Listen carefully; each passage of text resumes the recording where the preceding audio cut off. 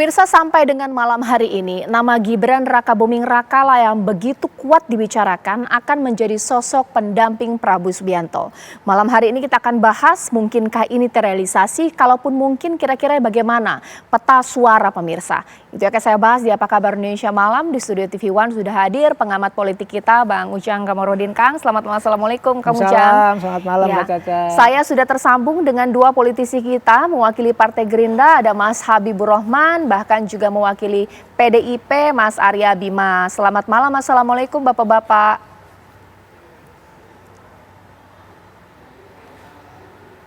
Ya, ini saya masih perbaiki komunikasi dengan dua politisi kita. Mungkin saya ke Kang Ujang dulu. Kang Ujang, sampai dengan saat ini suara Gibran lah yang paling santer dipasangkan bersama dengan Pak Prabowo. Ini pilihan yang cerdas atau tidak? Mengingat dua pasangan lainnya, cawapresnya kuat di NU. Ya, tentu punya kekurangan dan kelebihan Mas Gibran ini. Kalau kita lihat misalkan dari generasi milenial, maka akan menambah bobot dari Pak Prabowo. Misalkan Pak Prabowo 40% kan suara di milenial didapatkan dalam konteks elektabilitas. Maka Pak Mas Gibran itu bisa mengisi dari Gen Z ini. Jadi bisa nih ditarik Gen Z, digabungkan dengan milenial. Ini sebuah suara yang cukup bagi Pak Prabowo Gibran. Tetapi pertanyaannya, apakah mungkin di politik Gibran disandingkan dengan Pak Prabowo? Di politik Indonesia apa yang tidak mungkin? Ya. Oleh karena itu ya saya dapat kabar bahkan tadi maghrib gitu ya, kelihatannya arah-arah memang cawapres Pak Prabowo dan Mas Gibran. Makanya seluruh sinyalemen sangat kuat, indikator sangat kuat, apalagi kode-kode, apalagi misalkan pasca putuskan MK itu artinya Mas Gibran kan boleh. Ya. Oleh karena itu saya melihat kelihatannya ya suka tidak suka, senang tidak senang, diterima atau tidak katakanlah oleh, mohon maaf ya, lawan politiknya, kelihatannya pasangan ini akan terjadi, kelihatannya begitu. Kita minta bocoran dong ya ke Mas Habib. Mas Habib, ini dari Kang Ujang sendiri, bahkan baca desas-desus, kode-kode dari politisi, bahkan juga elit dari koalisi Pak Prabowo sendiri. Nama Gibran nih sampai dengan sore hari ini atau malam hari ini, benar begitu? Ya, jadi informasi yang kami peroleh ya secara ofisial, baik di tingkatan Partai Gerindra, saya ada di Dewan Pembina, itu perangkat tertinggi di DPP ya, maupun di Koalisi Indonesia Maju, kemarin saya ikut rapatnya, bahwa basis tetap sama, yaitu keempat tokoh dari 4 daerah. Yang pertama luar Jakarta, kemudian Jawa Tengah, Jawa Barat, dan Jawa Timur. Masih sama seperti itu, jadi belum mengerucut kedua, apalagi satu nama. Oke, sekarang saya mau tanya lagi, jikalau lah, taruhlah kita membahas mengenai spesifikasi untuk Gibran, karena salah satu masuk namanya di bursa ya. Apa sih pertimbangannya mengingat dua pasangan lainnya kan jelas-jelas ambil dari sektor yang kuat di NU?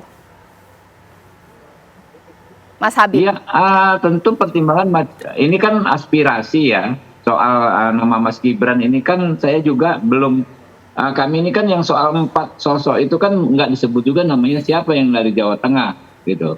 Tapi kalau Anda tanyakan Mas Gibran, saya akan menyampaikan adanya aspirasi dari masyarakat, baik dari internal Gerindra maupun luar Gerindra. Banyak sekali aspirasi agar masyarakat yang kami tangkap ya, ini yang kami tangkap dari mereka adalah soal perwakilan kaum muda ya, kaum muda yang smart, yang humble, yang lincah, yang sangat-sangat relax menghadapi proses politik yang begitu rumit. Nah itu yang menjadi nilai plusnya si Mas Gibran ini, yang kami tangkap dari aspirasi-aspirasi yang disampaikan begitu. Kemarin saya juga ada sempat temui, ada orang datang relawan usulkan Mas Gibran, apa alasannya? Wah, orangnya keren, dia kalem ya, tenang, cool gitu kan. Tapi ketika berbicara ternyata juga pintar gitu. Nah itu yang menarik perhatian bagi masyarakat. Saya sekarang ke Mas Arya Bima.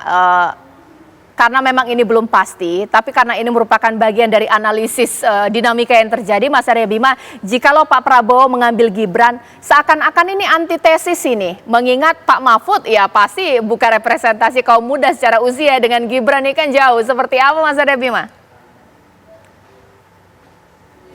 Ya, kami percaya tentang kandidat dari Pak Ganjar Pranowo dan Pak Mahfud MD ya, yang tentunya hal yang terkait dengan narasi besar dengan berbagai gagasan serta track record dari masing-masing kandidat capres Pak Ganjar Pranowo dan dengan Pak Mahfud MD ini jelas saling melengkapi. Dan di situ kita sangat yakin bagaimana masyarakat Indonesia itu akan melihat bahwa pasangan ini sangat memberikan harapan. Khususnya kalangan muda yang saat ini betul-betul menginginkan Indonesia yang secepat-cepatnya maju, tentu dengan cara hal yang sangat terkait saat ini menjadi keperhatian bersama adalah penegakan hukum. Termasuk di dalamnya adalah hal yang menyangkut masalah korupsi, masalah nepotisme. Ini yang tentunya kalau itu semuanya bisa dilaksanakan oleh kandidat kami ke depan, ini adalah usaha-usaha kita untuk memberikan bagaimana anak-anak muda ke depan ini mempunyai satu harapan yang lebih baik. Dan kami melihat Gibran atau Mas Wali Kota saat ini masih sebagai kader PDI Perjuangan yang tetap akan loyal kepada PDI Perjuangan, perintah Ketua Umum untuk mendukung Pak Ganjar Pranowo dan Pak Mahfud MD. Saya kira itu yang bisa saya komentari. Singkat saja Kang Ujang, di antara Pak Mahfud dan juga Gibran, siapa sih yang paling kuat di pemilih pemula atau mungkin juga pemilih muda? Ya sebenarnya sama-sama kuat ya. Pak Mahfud MD itu dengan keterus-terangannya, Ya. dengan intelektualitasnya, lalu integritasnya, itu disukai juga. Misalkan ketika mengawal kasus Sambo, itu di anak muda juga disukai. Oleh karena itu sebenarnya walaupun usianya Pak Mahfud MD senior, tetapi anak muda itu banyak yang suka juga. Karena tadi anak muda itu kan suka kejujuran, gitu, keterbukaan. Ini yang dimiliki oleh Pak Mahfud MD juga. Kalau Gibran? Gibran juga sama, dia gaya coolnya gitu, karena muda. Nah, representasi muda itu kan harus didekati dengan usia yang muda. Ini lebih mengenal lagi sebenarnya. Tapi dalam konteks itu saya melihat bahwa ceruk muda itu ya bisa didapatkan juga oleh Gibran maupun Pak Mahfud MD. Oke, boleh dikomentari sedikit Mas Arya Bima bahwa pemilih muda ini bisa didekati dengan gaya yang muda dan orang muda ini bagaimana? Was-was tidak PDIP? Oh tidak. Jadi saya kenapa tadi bicara Mas Gibran tentu akan ke PDI Perjuangan yang anak-anak muda kan tahu persis bagaimana Mas Wali Kota Gibran ini menjadikan dirinya wali kota yang mengambil pilihan lewat jalan Partai PDI Perjuangan. Mas Gibran ini putra Pak Joko Widodo Presiden 2 kali dari PDI Perjuangan, juga gubernur, juga wali kota 2 kali.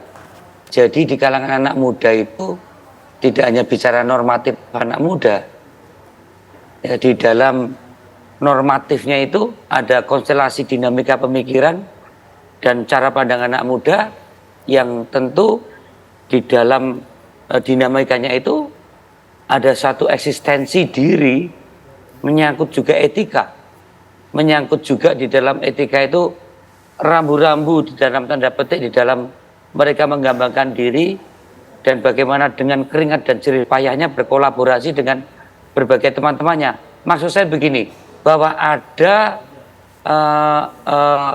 prasyarat-prasyarat minimalis threshold anak muda di dalam melihat jenjang karir anak muda. Ada standar minimalis etika dan moral untuk seorang anak muda di dalam menilai persepsi kepada karir anak muda yang lain. Dan saya tidak melihat anak muda yang sekarang ini dijadikan sebagai segmen pemilih 102 juta orang akan melihat misalnya saja terjadi perpindahan Mas Wali Kota Gibran kemudian pindah ke Partai Gerindra yang mohon maaf bahkan isu hari ini akan menjadi ketua umum AMPI, setelah itu akan dicalonkan Golkar menjadi calon wakil presiden. Saya kira tidak di dalam ruang hampa ya anak muda ya. Anak muda mempunyai eksistensi diri yang cukup besar dalam kaitan itu etika dan tentu ada rambu-rambu dalam dirinya. Mas Saya Arya Bima. melihat ini menjadi satu tuntunan moral anak muda yang melihat jangan hanya dilihat sebelah mata umur anak muda dan kesukaan. Oke. Di situ ada standar-standar yang harus dipenuhi. Saya tidak melihat ada ketertarikan yang terlalu berlebihan dan dimasukkan dalam ruang hampa seolah-olah perpindahan Mas Gibran yang begitu cepat ke Partai Golkar misalnya, kalau ini benar-benar semoga-moganya isu itu akan menarik buat anak muda. Saya kira enggak. Karena sudah disinggung oleh Mas Arya Bima, langsung Itu saya tidak tanya. original. Itu tidak Itu memang sudah santer ya. Berarti kehadiran Gibran ke Jakarta itu memang bukan karena ada panggilan dari DPP PDIP. Salah satunya ada isu mau pindah ke Golkar, begitu kan?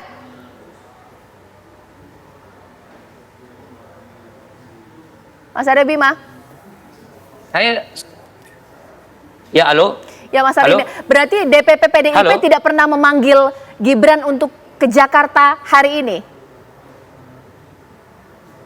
Saya tadi menelpon Pak Sekjen karena banyak wartawan menanyakan soal Mas Gibran yang akan ke DPP. Tidak ada. Hari ini Pak Sekjen ada di Sumatera Selatan dan memang tidak ada pertemuan antara Dewan Pimpinan Pusat Partai PDI Perjuangan atau Pak Sekjen dengan Mas Gibran. Itu yang disampaikan ke saya. Karena isunya begitu yang santer, tidak ada pemanggilan, ada upaya pencegahan tidak sih? Mas Gibran ke Jakarta katanya mau menjadi ketua AMPI. Nggak berusaha untuk dicegah, kan hingga saat ini, detik ini masih ada waktu lah untuk mungkin merayu Gibran tetap bertahan di PDIP. Atau jangan-jangan PDIP-nya juga sudah tidak mau? Enggak, Mas Gibran sampai hari ini menyatakan bahwa dirinya tidak mencalonkan diri sebagai calon wakil presiden mendampingi Pak Prabowo. Itu kan disampaikan langsung di depan ketua umum, disampaikan juga kepada Pak Sekjen. Dan saya kira satunya kata dan perbuatan kan menjadi bagian dari etika dan integritas seorang calon wakil presiden. Nah, ini yang saya katakan tadi, anak muda tidak demikian. Kalangan milenial tidak demikian. Ini yang saya katakan, jangan bicara anak muda di ruang hampa. Anak muda ini ada standar minimal threshold tuntunan yang mereka lebih melihat sebagai yang otentik, yang linear, sesuatu yang original. Baik. Nah, ya. Saya tidak percaya Mas Gibran akan menjadi wakil presidennya Pak Prabowo. Saya tidak percaya Mas Gibran merekayasa untuk menjadi ketua AMPI. Saya tidak yakin Mas Gibran akan menjadi calon wakil presiden yang tiba ujuk-ujuk diusung Partai Golkar. Lawong jadi wali kota saja dari PDI Perjuangan, bapaknya wali kota dari PDI Perjuangan, presiden dari PDI Perjuangan. Ini yang saya maksudkan. Ya, semua hal sudah diberikan oleh PDI Perjuangan kepada Pak Jokowi dan seluruh keluarga terkait dengan hal-hal yang menyangkut fungsi-fungsi jabatan publik yang ada. Dan tidak ada salah apa-apa PDI Perjuangan dengan Mas Gibran dan Pak Jokowi. Mas Arya Bima, salahnya apa? Ibu Mega salah apa kan itu? Mas Arya Bima, ya ditahan dulu. Kalau Mas Arya Bima tidak yakin Gibran menjadi cawapres dan tidak yakin Gibran pindah partai, kalau Mas Habib yakin nggak ya? Sesaat lagi di Apa Kabar Indonesia Malam.